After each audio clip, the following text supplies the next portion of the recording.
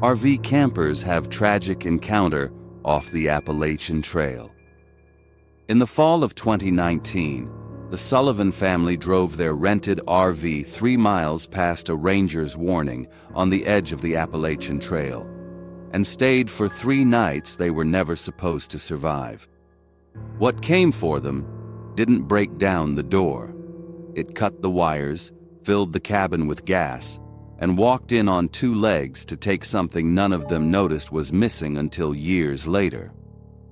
This is the story of what visited that RV on the 3rd night, and the single black feather that sat untouched in a drawer ever since.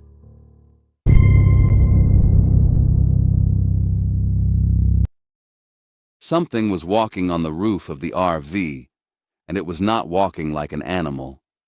Mark Sullivan lay still in the dark, counting the steps. 4, then a pause. 4 more. It was pacing the roof's length like it was measuring it.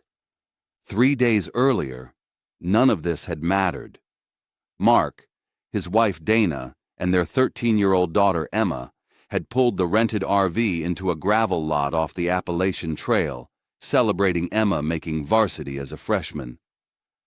At the ranger check-in station, an old volunteer with a CB radio clipped to his belt had leaned in through the window and told Mark not to camp past the second dirt fork this time of year. Folks called it trading season out here, he said, and left it at that. The man's hand had stopped moving on the CB dial when he said it, like the word itself was a habit he wished he could break. Mark laughed, thanked him, and drove on. He didn't ask what got traded, a question that would matter more than anything else said at that station. Now it was night 3, and something with weight was standing directly above his daughter's bunk. Rain hammered the roof in sheets, which should have drowned out footsteps. It didn't.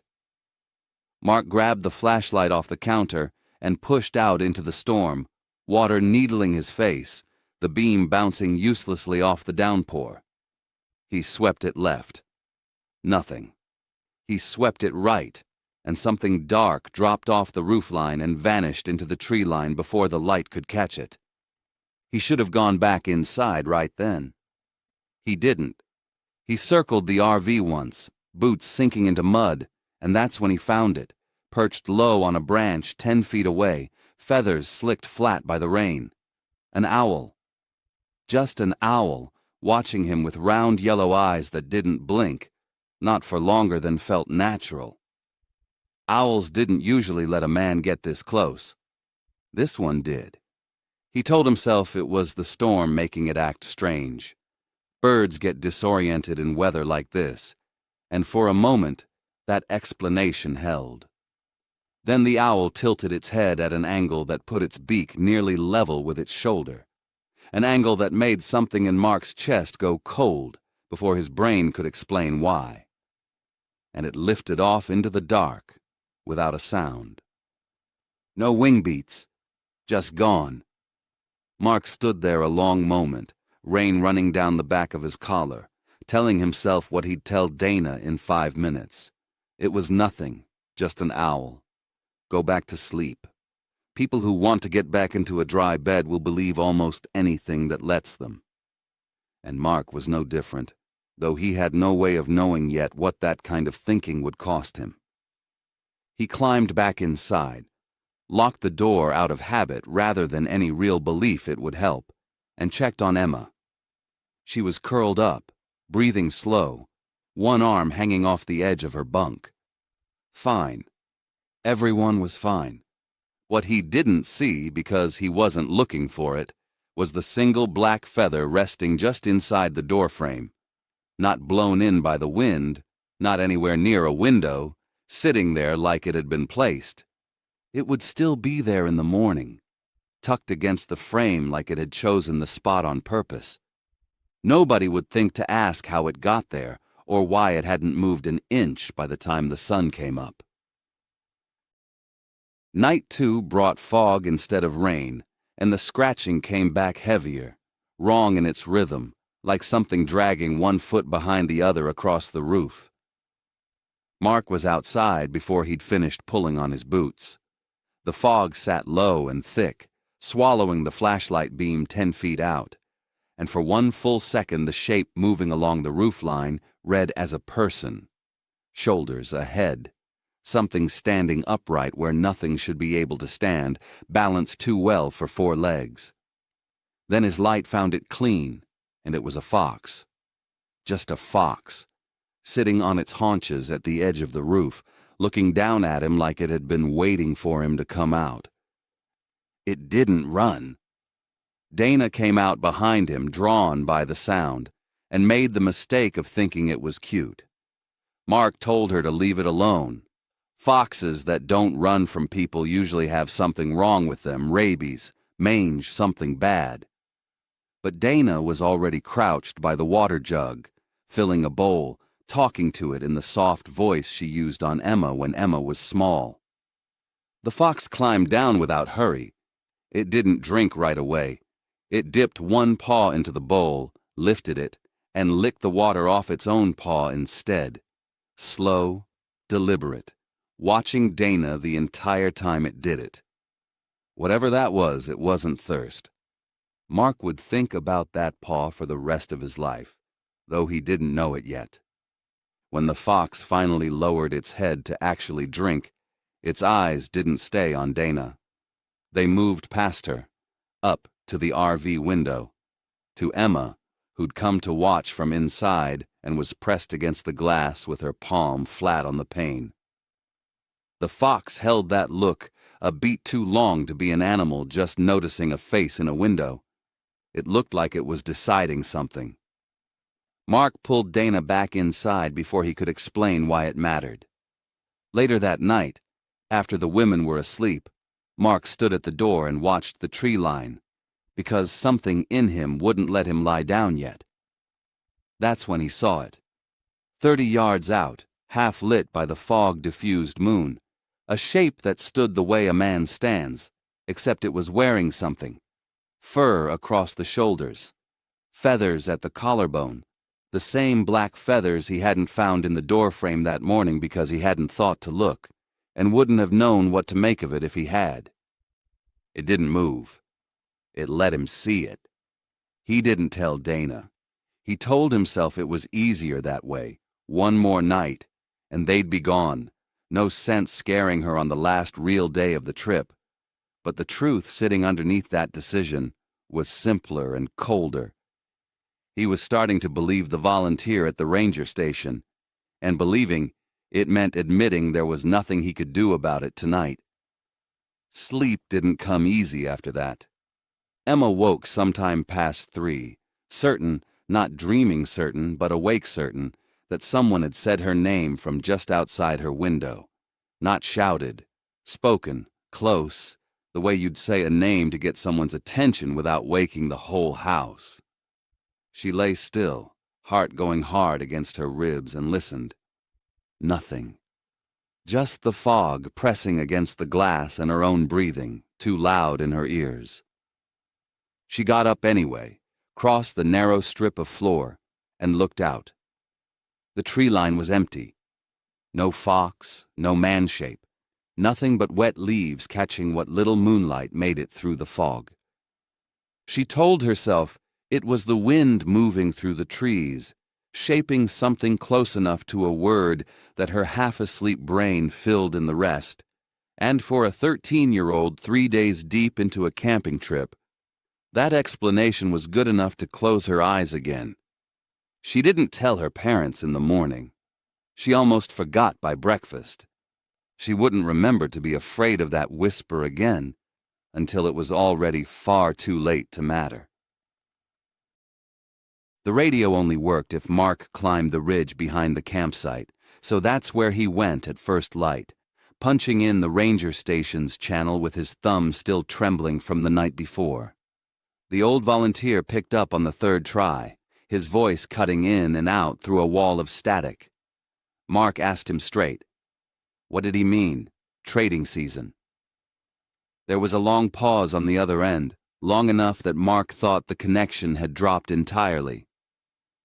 Then the voice came back, fractured, half swallowed by static. Don't let it take something on the third. The signal died completely after that. Mark stood on the ridge working the dial for 10 more minutes, getting nothing but hiss, and the sentence sat in his head, finishing itself whether he wanted it to or not. The third night. They were on the third night. He came down off the ridge already deciding they were leaving today. Emma had other plans. She'd found a spot near the water where the light came through the trees just right at sunset, and she wanted one more evening of it before they packed up. One more night before basketball practice swallowed her whole schedule starting Monday. Dana caught Mark's eye and gave him a look that said this might be the last easy weekend they got with their daughter for a long while. And Mark, who had spent the whole morning trying to explain away a voice on a radio, let himself be talked into staying until sunset. They'd leave right after. That was the deal. At 4 o'clock, Mark turned the key and the RV gave him nothing. Not a sputter, not a click. Dead the way a vehicle gets when something has been done to it on purpose. He popped the hood and found the wiring harness sliced clean through in 3 places. The cuts too straight, too deliberate, to be anything chewed by an animal. Something had wanted them here for this. He looked up from the engine and found the fox sitting 15 feet away on a fallen log, watching him work. Its eyes had changed.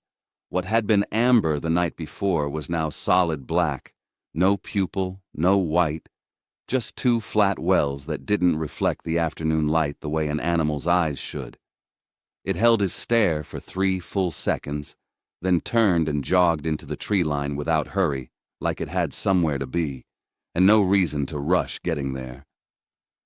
The sky went the color of a bruise about 20 minutes later, and the storm that followed came in fast enough to feel deliberate. Wind first, then rain in sheets, then something close to a flash flood pounding the gravel lot into standing water. They were locked in now. No engine, no signal. Nothing but 4 thin walls, and a family that had run out of ways to leave. The thud hit the roof directly above Emma's bunk hard enough to rattle the cabinet doors. Then a shake. The whole vehicle rocking on its wheels for a second, like something heavy had just planted itself and leapt off again. Then nothing.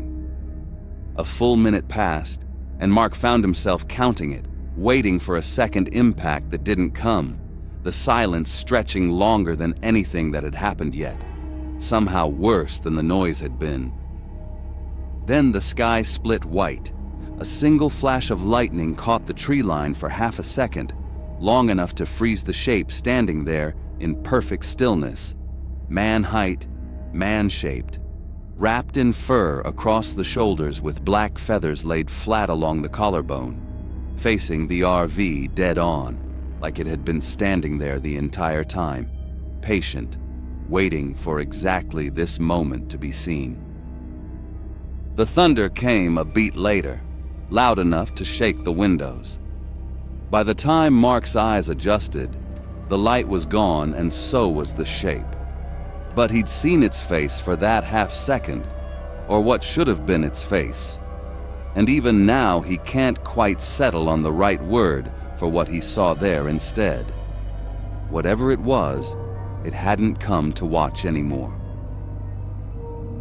The footfalls started at the back of the RV, slow and deliberate, and they were not 4-legged anymore. Mark counted them the way he'd counted the pacing on the roof 2 nights before, except this time there was a rhythm to it he recognized immediately and wished he didn't. Heel, then toe, then a pause, the walk of something that knew exactly how much time it had and wasn't in any hurry to spend it. The RV had no power, no lights, no radio, nothing but the storm outside and 4 people who had run out of doors to try. Then he smelled it, sweet, faintly metallic, drifting down from the vents above the kitchen table in a thin white haze that caught what little light was left. It wasn't smoke. Smoke didn't move like that, curling downward instead of up, settling instead of rising, like it had been sent in on purpose and knew exactly where it was going. This was never about the engine. The thought hit Mark whole all at once, the way the worst realizations do, the cut wires, the dead radio. None of it had been to keep them from leaving. It had been to keep them still, quiet, contained. Whatever had been circling this family for 3 nights hadn't wanted them gone. It had wanted them exactly here, sealed in a metal box with no way out, so it could come in clean. He grabbed the kitchen knife off the counter, 6 inches of serrated steel that had never cut anything tougher than a tomato, and he put his body between the vent and Emma's bunk, because that was the only decision left to make, and he made it without thinking twice. It didn't matter. Emma went first, her head tipping sideways against the pillow mid-sentence. Whatever she'd been about to say lost halfway out of her mouth. Dana reached for her and got 2 steps before her knees buckled, and Mark caught her on the way down, lowering her to the floor with his own vision already starting to swim at the edges, his lungs burning like he'd been holding his breath for a full minute without realizing it. He had maybe 10 seconds before the gas took him too. He used every one of them on the door. His shoulder hit the release and the door burst outward into the rain, and he half fell, half crawled onto the gravel, coughing, dragging in air that tasted like ozone and wet earth and something underneath both of those he couldn't name. His eyes were streaming. His hands wouldn't stop shaking. And 10 feet away, sitting perfectly still in the downpour like the weather didn't touch it, was the fox. Solid black eyes fixed on him, unbothered by the rain running off its fur in sheets, patient in a way that no animal has ever been patient. It wasn't looking at him like prey. It was looking at him like something already finished, already decided, and there was nothing left for him to do about it. He stumbled back toward the door anyway, knife still in his hand, and that's when it moved past him. Not fast, not slow, just certain, brushing close enough that he felt the wet heat of its body against his leg as it climbed the steps into the RV he'd just fallen out of. It went straight to Emma. It didn't touch Dana. It didn't so much as glance at Mark, crumpled in the doorway with the knife hanging useless in his fist. It crossed the narrow strip of floor, lowered itself beside Emma's bunk, and leaned in close to her ear the way a parent leans in to whisper good night to a sleeping child. What came out of it was not a bark. It was not a growl, not a whine, not any sound that belongs to a fox. It was a voice, low, almost gentle, shaped into words Mark couldn't quite catch over the drumming of the rain, though he would spend the rest of his life trying to remember exactly what those words were.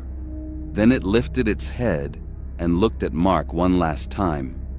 Not with menace, not with hunger. There was something almost like courtesy in it, the look of a job finished cleanly and without waste. It stepped past him into the storm and was gone into the tree line before Mark's legs remembered how to hold him up. The rain kept falling. The gas kept drifting out through the open door. And somewhere in the dark behind him, his daughter was breathing. He checked, hands trembling, pressing 2 fingers to her throat, breathing slow and even, exactly the way she had every other night of this trip. Whatever it had taken, it hadn't taken that. Not yet.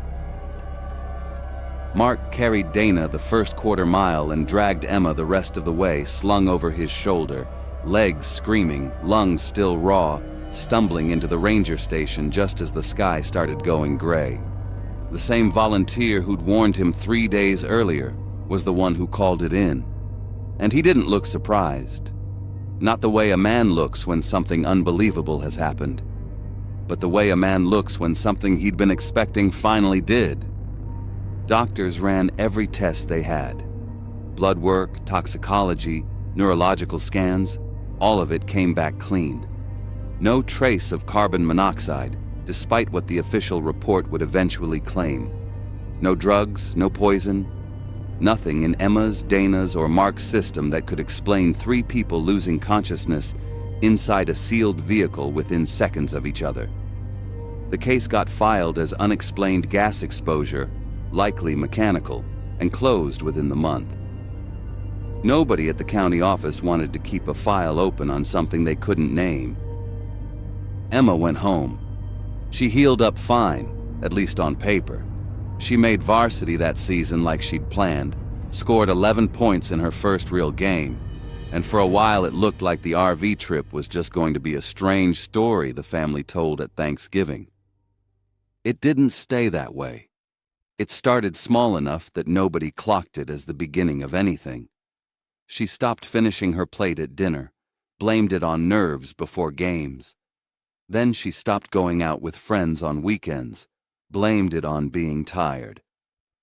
By 16, she'd pulled back from basketball entirely, and by 18, the girl who used to fill a room had gotten so quiet that people forgot what she sounded like when she used to laugh. Doctors tried everything: depression, an eating disorder, a hormone imbalance, a dozen other labels that never quite fit once you looked closely enough. Nothing stuck. Nothing explained the specific way she seemed to be running out. Not sick, exactly. Just less each year than she'd been the year before. Like something had been drawn out of her slowly instead of all at once. She died at 23. The certificate says unexplained systemic decline, which is a phrase doctors use when they've run out of other phrases. Her mother still keeps a single black feather in a drawer she doesn't open often. The one Mark finally noticed in the doorframe 2 mornings after that first night on the roof. The one nobody could explain. The one that never moved an inch the whole trip, no matter how many times the door swung open. There's an old belief that runs through these mountains, older than any ranger station or hiking trail, about things that wear an animal's shape when it suits them and take payment from people who don't know they've made a deal. Not blood. Not anything you'd notice missing right away.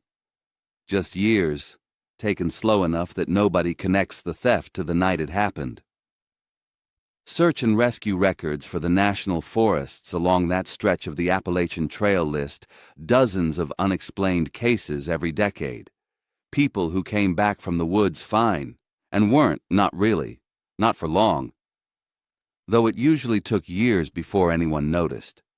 Nobody's ever proven a pattern, but somewhere in a drawer in a house at the edge of those same mountains, one black feather still hasn't moved, not once, in over a decade. And nobody in that family has ever been able to explain why they can't bring themselves to throw it away.